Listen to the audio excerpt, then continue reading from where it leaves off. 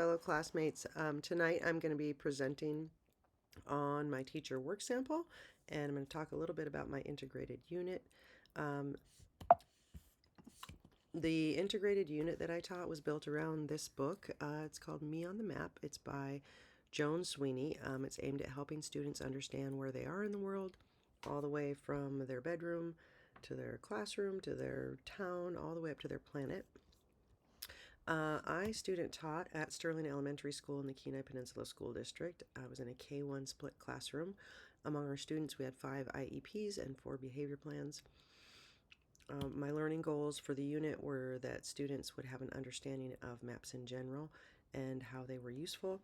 I also wanted to include lessons on mapping vocabulary, map symbols, parts of a map. I wanted them to be able to identify their school and town and state and country and find those things on a map.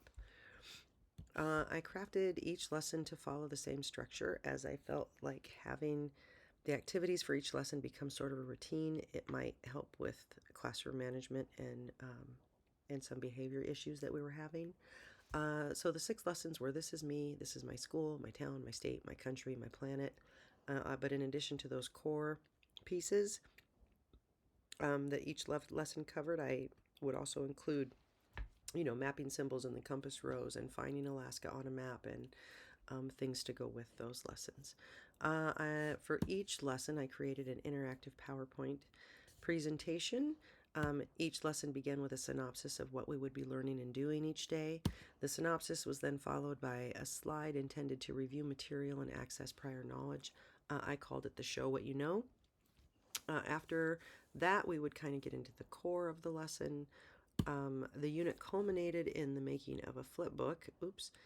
Each lesson ended with a student making a new page for their book, and this is the final product. They really turned out great. The students were super excited to share their work, and they were all very proud of their books. For my assessment plan, of course, I did a pre-assessment and a post-assessment. I did the pre-assessment the day before the unit began, and the post-assessment right after the last lesson.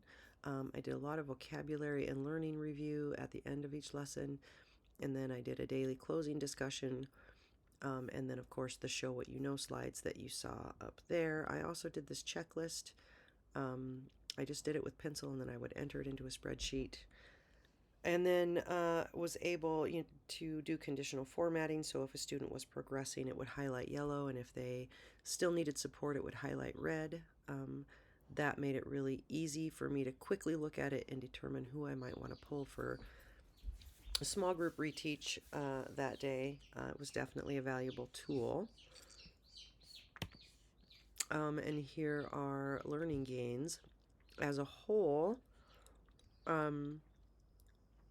we had a 52% average score increase for the class, so that's not too shabby.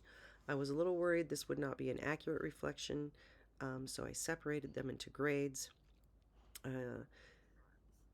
Here you can clearly see that kindergarten students had the most learning gains, which makes sense since they had the lowest pretest scores. Overall, kindergarten gains were an average of 59, and the first grade gains average 51. I wanted to reflect on both my IUP and my TWS. For my IUP, I learned the importance of having multiple backup plans. My lesson 2 did not go well at all. Behaviors really spiraled, and it was hard to get everyone back on track. I really should have probably stopped the lesson and done a brain break, but I got so caught up in just trying to control the situation and finish the lesson that I lost sight of what the students really needed in that moment, and it was something as simple as a reset. I modified my behavior management after that. I definitely have backup plans in my back pocket for every lesson. In the teacher work sample, it was a real eye-opener for me also. Assigning standards to my learning goals really helped me understand the correct way to design a lesson. It helped me to narrow my focus and really hone in on the learning I wanted for my students.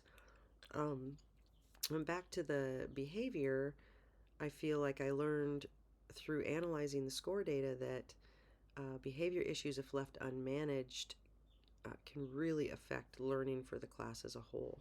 And I'm going to be continually working on finding ways to proactively manage that in the future. And that's the end. Thank you so much for listening, and I hope everyone has a great summer.